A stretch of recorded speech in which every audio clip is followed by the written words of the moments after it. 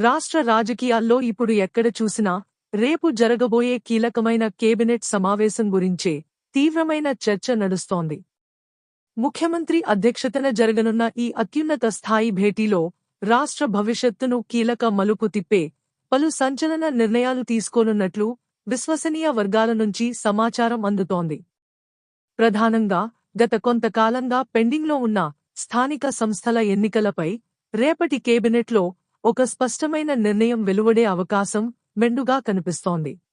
ముఖ్యంగా రాజకీయ నాయకులు మరియు ఆశావాహులు ఎంతో ఆసక్తిగా ఎదురుచూస్తున్న ఎంపీటీసీ మరియు జడ్పీటీసీ ఎన్నికల నిర్వహణకు రేపు గ్రీన్ సిగ్నల్ ఇవ్వనున్నట్లు తెలుస్తోంది.